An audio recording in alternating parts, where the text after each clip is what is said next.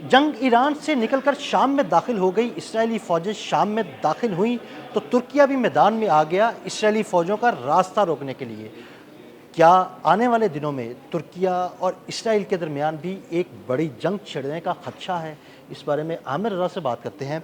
عامر بھائی، اسرائیلی فوجیں شام میں داخل ہوئیں، ترکیہ میدان میں آیا، ایک اہم بیان آیا ہے ترکیہ کی جانب سے، کیا اسرائیلی فوجوں کا راستہ روکنے کے لیے ترکیہ باقاعدہ میدان میں آ چکا ہے اور اگلے آنے والے دنوں میں اسرائیل اور ترکیہ آمنے سامنے آنے والے ہیں؟ دیکھیں، آنے والے دنوں کی بات تو کرتے ہیں، لیکن سب سے پہلے میں احادیث مبارکہ سے جو چیز ڈرائیو کرتا ہوں وہ یہ ہے کہ شام میں فوجیں موجود ہوں گی، آمنے سامنے ہوں گی، تو آواز آئے گی کہ قسطنطنیہ جو ہے، ترکی، کانسٹنٹی نوپل جو کسی زمانے میں کہلاتا تھا، یہ جو ہے جس کو آج کل ہم استنبول کہتے ہیں، یہ بات سمجھے، وہاں پر یورپین اقوام داخل ہو گئی ہیں اور اس کے بعد اسلامی لشکر جو ہے وہ وہاں فتح کرنے کے لیے جائے گا۔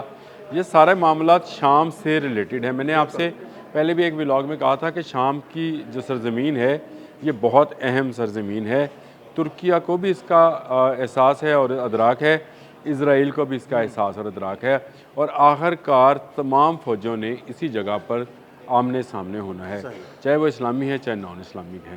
اب آ جائیں ترکیہ کو کیوں جو ہے اسرائیل کے سامنے آنا پڑا۔ شام کی 900 کلومیٹر لمبی طویل سرحد ترکیہ کے ساتھ ہے، اور اگر شام جو ہے یہ قبضے میں چلا جاتا ہے تو براہ راست اسرائیل ترکیہ کے لیے ایک خطرہ بن جائے گا، ایک راستہ بن جائے گا یہ ایک راستہ بن جائے گا، بلکہ ایک یہ ہے کہ ایک بڑی پاور جو کہ ہم سمجھتے ہیں کہ ترکیہ جو ہے نہ صرف نیٹو کا رکن ہے بلکہ 5th جنریشن کا کان جہاز بنا رہی ہے۔ ابھی پچھلے دنوں انہوں نے ان کی کمپنیز نے بیلسٹکس میزائل بنائے ہیں، ان کے ڈرونز بڑے مشہور ڈرونز ہیں، بڑے مطلب مشہور دفاعی ساز و ہیں۔ سامان میں ان کا ایک بڑا نام ہے۔ اس پورے خطے کے اندر اگر کوئی ملک اسرائیل کے بہت قریب سمجھا جاتا تھا تو وہ ترکی ہے۔ بزنس ریلیشنز ان کے ہیں، ان کی آپس میں جو ہیں چیزیں جو لڑسے ان کے سفارت خانے دونوں ملکوں کے، ترکیہ کا اسرائیل میں ہے، اسرائیل کا ترکیہ میں موجود ہے۔ لیکن اس کے بعد جب سے طیب اردوان آئے ہیں مسلسل غزہ اور فلسطین کے حق میں آواز اٹھا رہے ہیں۔ ان کی ایک تقریر جو بڑی مشہور ہوئی، جو بار بار اگر آپ سوشل میڈیا پہ جائیں تو وہ آتی ہے، جس میں وہ کہتے ہیں کہ انہوں نے پہلے فلسطین لینا ہے، پھر انہوں نے جو ہے استنبول کو لیں گے، پھر یہ اسلام آباد کو لیں گے، پھر یہ جو ہے ریاض میں جائیں گے، پھر یہ اس طرح سے یہ یہودیوں کا ایک بڑا ایجنڈا ہے۔ قاہرہ کا نام بھی لیا انہوں نے، تو مختلف اسلامی ممالک کے جو اہم شہر ہیں ان کا انہوں نے نام لیا، تو اس کا مطلب یہ ہے کہ اس کو یہیں پر روکا جائے۔ یہاں سے وہ کنفلکٹ جو آمنے سامنے آئے نیتن یاہو اور طیب اردوان، یہاں سے آمنے سامنے آتے ہیں، اور اس کے بعد اب ترکیہ کے وزیر خارجہ نے بھی یہ بیان دے دیا ہے کہ اسرائیل غیر قانونی طور پر لبنان اور شام پر حملہ آور ہے، اور ترکیہ کو یہ ناقابل برداشت ہے کہ ہم اپنے ہمسایہ ملک جو کہ شام ہے، سیریا جس کو بولتے ہیں، ویسے تو شام اگر سمجھے تو آپ کو یہ لبنان اور فلسطین اور یہ اسرائیل یہ سارا شام کا ہی علاقہ ہے، تو اس علاقے کے اندر اسرائیل کسی کی صورت قبول نہیں ہے۔ جب سے شام پر حملہ آور ہوا ہے اسرائیل، ترکیہ زیادہ ایک تو اگریسو ہو گیا ہے، اور دوسرا نظر آتا ہے کہ آنے والے دنوں میں اگر اسرائیل نے اپنی مزید جو ہے فوج کو شام کے اندر مزید آگے تک بڑھایا تو ترکیہ کی فوجیں اور اسرائیل کی فوجیں آمنے سامنے ہوں گی، اور امریکہ اس سے لا تعلق ہو جائے گا۔ میں آپ کو اس کی بڑی وجہ یہ بتاتا ہوں کہ امریکہ نیٹو بنانے والا ہے، اور نیٹو کا یہ اصول ہے کہ نیٹو کے کسی ملک پر اگر حملہ ہوگا تو اسی کلاس 5 کے تحت اس ملک کے حق میں جو ہے تمام ممالک مخالف ملک کے خلاف جائیں گے۔ اسرائیل نیٹو کا رکن نہیں ہے، نان نیٹو کنٹری ہونے کے ناطے اسرائیل کو زیادہ خطرہ ہے۔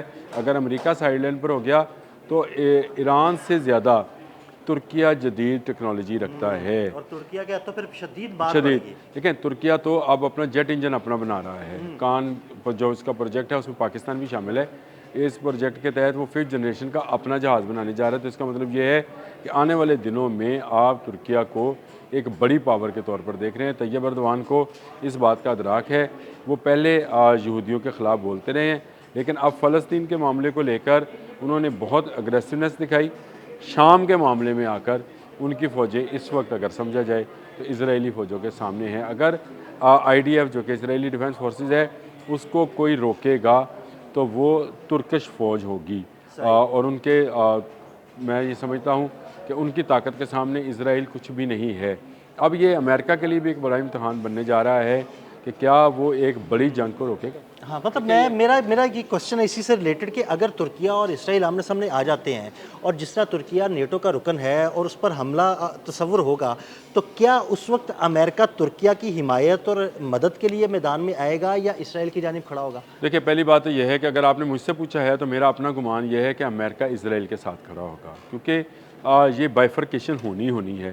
اور اگر وہ امریکہ اسرائیل کے ساتھ کھڑا ہوگا تو نیٹو کے باقی جو رکن ہیں وہ کیا کریں؟ وہ کیا کریں گے؟ اب یہ اس کا جواب آپ کو دیا ہے ڈونلڈ ٹرمپ نے، میں نے نہیں دیا۔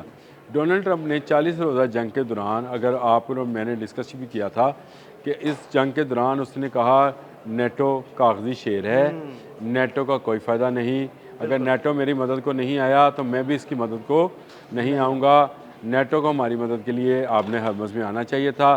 نیٹو مسلسل انکاری رہا، اور ایک دن کے لیے بھی نیٹو کی کمانڈ نے، جس میں زیادہ تر امریکنز موجود ہیں، انہوں نے اس بات کی حامی نہیں بڑھی کہ وہ اسرائیل اور ایران کی اس وار کے اندر داخل ہوں گے۔ دیکھیں، پہلی بات تو یہ ہے کہ میں نے آپ کو بتایا کہ حدیث کی روشنی میں ہمیں پتہ ہے کہ دو فوجوں نے آمنے سامنے آنا ہے۔ ایک طرف وہ جو جھنڈے لے کر آئیں گے، 80 جھنڈے لے کر آئیں گے، اور ہر جھنڈے کے نیچے 80,000 لوگ ہوں گے، تو دوسری طرف اسلامک فورس ہوگی، اور اس اسلامک فورس کو جو ہے وہ امام مہدی جو ہیں وہ لیڈ کر رہے ہوں گے۔ تو شام کے علاقے میں یہ جنگ تو ہونی ہے۔ اب اس کو کب تک ہوگی، کیوں نہیں ہوگی، اور اس کو کب تک روکا جا سکتا ہے، یہ ان ممالک کی، میں یہ سمجھتا ہوں، غیرت پر منحصر ہے۔ اگر ترکیہ نے زیادہ غیرت دکھائی، شام کے علاقے سے اسرائیل کو مار بھگایا، تو پھر یورپین اقوام جو ہیں یا امریکہ جو ہے، جن کو سفید فام آپ کہہ لیں، ریسز ہیں، یہ اسرائیل کی مدد کو آئیں گی، اور اس کی صورت میں اسلامک لشکر ایک طرف ہو جائے گا۔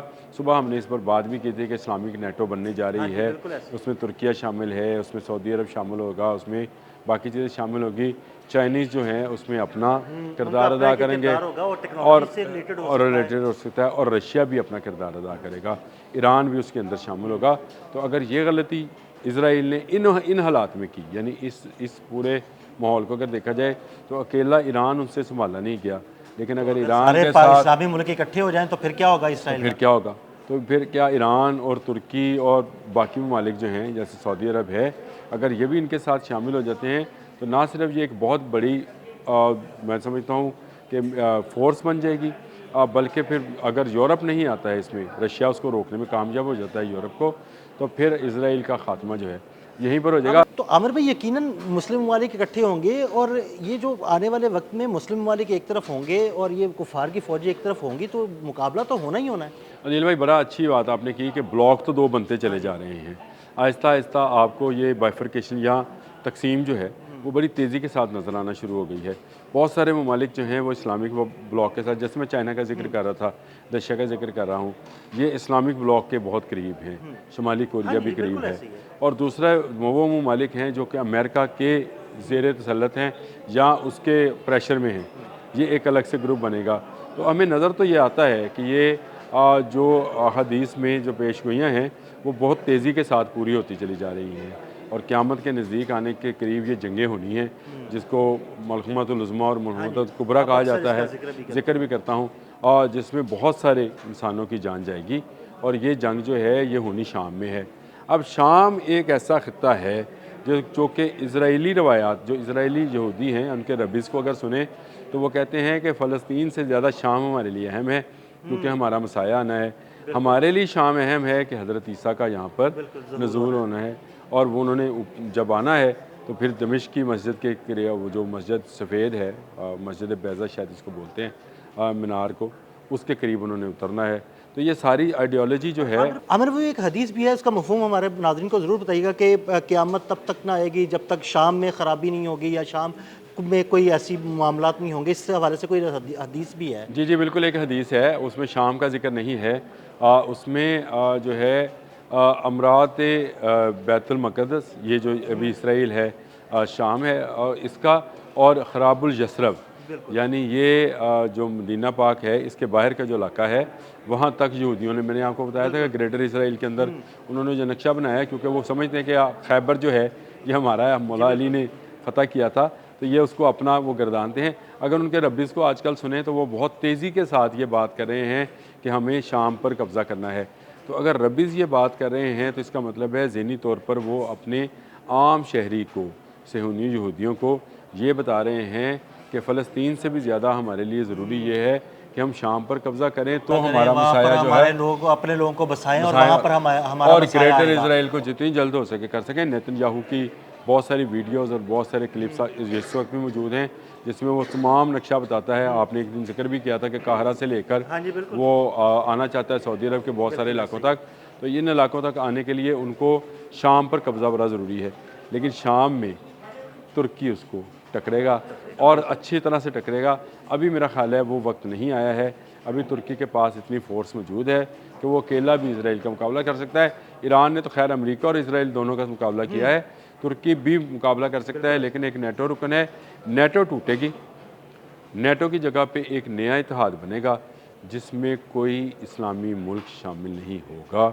اس کے بعد ایک اسلامک نیٹو بنے گی. نیٹو صرف نام ہی میں استعمال کر رہا ہوں, اس کا نام کچھ بھی ہو سکتا ہے. اسلامی اتحاد کہہ لیں, اسلامک آرگنائزیشن کہہ لیں, اسلامک مشترکہ ڈیفنس کونسل کہہ لیں, اس کا نام کچھ بھی ہو سکتا ہے. وہ بنے گا. پھر آپ کو یہ دو گروپ کام کرتے ہوئے نظر آئیں گے.